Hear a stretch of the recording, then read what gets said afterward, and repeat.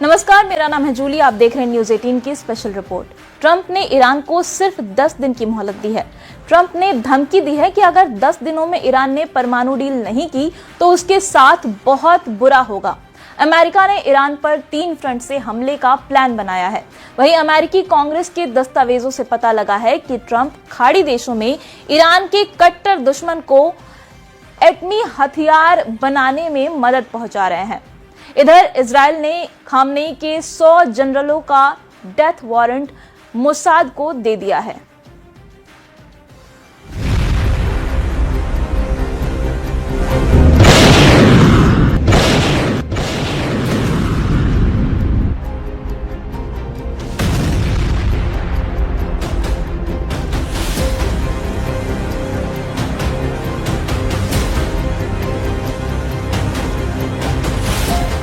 Iran पर limited strike के mood में दिख रहे ट्रंप अब आर पार का युद्ध शुरू करेंगे।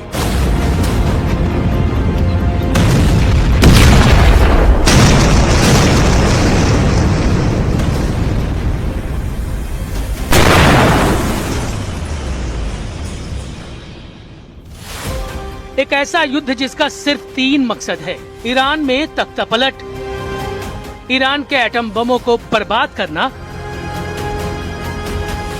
और ईरान पर अमेरिका की नकेल डालना। 27 देशों के बोर्ड ऑफ गाजा पीस के स्टेज से अगर ट्रंप धमकी दे रहे हैं तो क्या इसे नजरअंदाज किया जा सकता है? ऐसी गलती अमेरिका के दुश्मन कतई नहीं कर सकते, क्योंकि ये आखिरी धमकी है।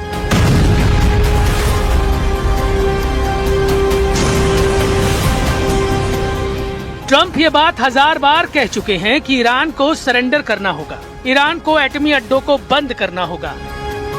ईरान के पास कोई चॉइस नहीं है। अगर ईरान ट्रंप की नहीं सुनता तो महायुद्ध होगा। They cannot continue to threaten the stability of the entire region, and they must make a deal. Or if that doesn't happen, I maybe can understand. If it doesn't happen, it doesn't happen. But bad things will happen. Iran पर 2 तरफ से बम बरसेंगे। एक front से America फोड़ेगा, दूसरे front से Israel दहलाएगा। लेकिन Trump चाहते हैं कि एक और फ्रंट एक्टिव हो, जहां से नेटो देशों के हथियारों से ईरान को पीटा जाए। इसीलिए अमेरिका की तनी मिसाइलों का ट्रिगर नहीं दब रहा। इसीलिए सुपर पावर के जंगी लड़ाके वेट एंड वॉच कर रहे हैं। इसीलिए ट्रंप 10 दिन का समय ले रहे हैं। ये डेडलाइन ईरान के लिए भी है, नेटो देशों में अमेरिका के विरोधियों के लिए भी है, क्योंकि ईरान तो अब युद्ध से बच नहीं सकता। इजराइल के पीएम बेंयामिन नेतन्याहू ने आयतुल्लाह अली खamenei के नाम पैगाम भेज दिया है। इजराइल सबसे बड़े दुश्मन के खिलाफ अपनी पूरी ताकत झोंकने जा रहा है।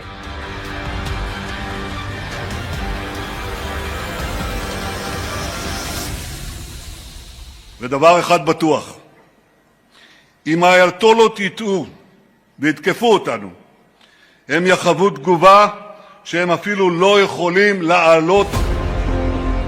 ईरान पर बढ़ रहे प्रेशर से इजराइल खुश है। अब तक इजराइल के सारे दांव सही चले हैं। युद्ध भड़का तो इजराइल का मकसद सबसे पहले खamenei के परमाणु प्रोग्राम को खल्लास करने का है।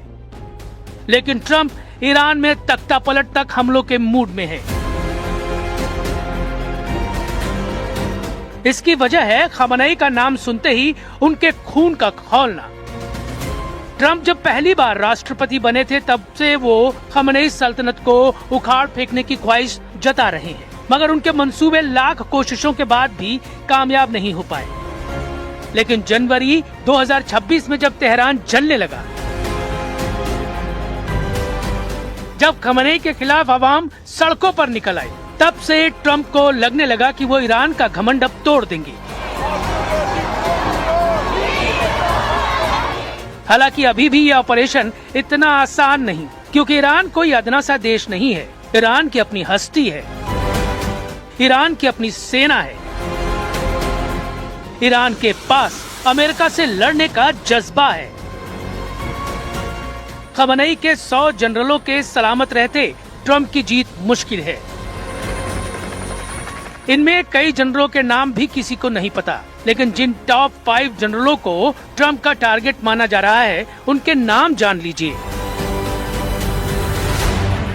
खमनेई के सेनापति कहे जाने वाले जनरल मोहम्मद पकपौर ट्रंप की हिट लिस्ट में टॉप पर हैं। पकपौर इस समय इस्लामिक रेवोल्यूशनरी गार्ड कॉर्प्स के कमांडर इन चीफ हैं। दूसरे नंबर पर ईरान की मिलिट्री के commander in chief Aamir Hatami माने जाते हैं। ट्रंप का तीसरा टारगेट अब्दुल रहीम मुसावी है। ईरान की तीनों सेनाओं के चीफ ऑफ स्टाफ मौसी ने 2025 में चार्ज संभाला था। इसके बाद जैसा बड़ा ओहदा उस पर उतना बड़ा खतरा है। जैसे IRGC एयरोस्पेस फोर्स के कमांडर माजिद मुसावी अमेरिका के टारगेट पर हैं।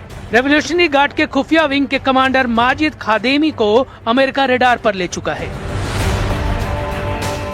मुमकिन है ईरान के टॉप जनरलों का सफाया अमेरिका और इजराइल के खुफिया एजेंट ज्वाइंट ऑपरेशन में करे, जैसे कि 2025 में युद्ध के वक्त हुआ था। तब इजराइल ने ईरान के 2 और कमांडरों को मारने का दावा किया था। इसमें एक कुद्दुस फोर्स के कमांडर सईद इजादी थे। सईद इजादी की हत्या ईरान के क्रूम शहर में की गई थी। एक अपार्टमेंट में इजराइल की एयरफोर्स ने बम से उड़ाकर इजादी का अंत किया। वहीं ईरान में IRGC के कमांडर बेनहम शरियारी को बेमौत मारा गया था। कमांडर शरियारी के पास हिजबुल्लाह, हमास और हुती को मदद पहुंचाने की जिम्मेदारी थी। खमनेई के जनरलों के साथ अमेरिका इजराइल सीक्रेट अड्डों पर तहलका मचाना शुरू कर सकते हैं। PM नेतन्याहू ने जानकारी दी कि इजराइल के दुश्मन फिर से सिर उठाने लगे हैं। कट्टर लड़ाकों को ईरान ने युद्ध में उतार दिया है। ईरान की रणनीति इजराइल को लड़ाका फोर्स से युद्ध में उलझाने की है, जिससे अमेरिका युद्ध में अकेला पड़ जाए। लेकिन नेतन्याहू गारंटी दे रहे हैं कि उनके पास ईरान के वॉर प्लान का तोड़ है।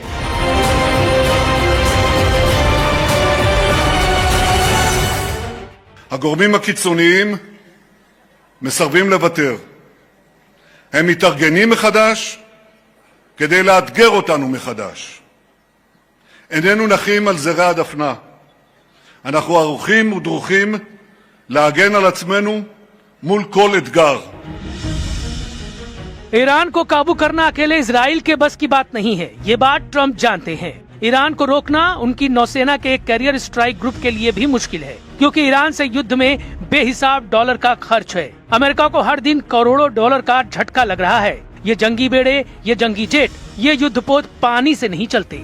इनके एक दिन का खर्च इतना है कि सुनकर सिर चकरा जाता है। द न्यूज इंटरनेशनल की रिपोर्ट के मुताबिक अमेरिका के एक बैटल ग्रुप कैरियर का वॉर जोन में महीने का खर्च करीब $750 मिलियन है। रुपए में खर्च करीब 6000 करोड़ रुपए के पार पहुंच जाता है। एक दिन का हिसाब लगाने पर एक कैरियर बैटल ग्रुप की तैनाती पर 25 मिलियन का खर्च आता है। ट्रंप के जंगी जहाजों का खर्च भी चौंकाने वाला है। जिस B-2 की ट्रंप धौस जमाते हैं, उसकी एक राउंड फ्लाइट पर $1 से $2 मिलियन फूंक दिए जाते हैं। अगर B-2 बम वर्षक ने बमबारी भी की तो ये खर्च 4 गुना ज्यादा हो जाता है, क्योंकि B-2 जिस GBU-57 बम का धमाका करता है वो एक बम 40 से 50 करोड़ रुपए का होता है। B-2 बम वर्षकों से एक बार हमला इतना महंगा पड़ता है कि ट्रंप भी उसका दुखड़ा रो चुके हैं। मतलब युद्ध में जितना घाटा ईरान को होगा उससे कम अमेरिका का नहीं। ईरान का वैसे भी ज्यादा कुछ दांव पर नहीं है। अमेरिका ने प्रतिबंध लगाकर ईरान को तबाह कर रखा है। ईरान में भयंकर महंगाई है, लोगों की जिंदगी दांव पर लगी है। लेकिन सुप्रीम लीडर अली खamenei के लिए वफादारी ईरान में रत्ती भर कम नहीं हुई है। सर्वोच्च धर्मगुरु के लिए जान देने करोड़ों लोग यूं ही सड़क पर नहीं उतर आते। इस वक्त तो अली खamenei को रूस के राष्ट्रपति पुतिन की पावर मिल गई है। ईरान के लिए खाड़ी के कई देश रहम की अपील कर रहे हैं। तुर्की जैसा अमेरिका परस्त देश भी ईरान को बख्शने की दुआ मांग रहा है। ऐसे में अगले 10 दिन बेहद संवेदनशील बन गए हैं। ट्रंप की अगर नहीं सुनी गई तो वो क्या कह ढाएंगे, कोई नहीं जानता।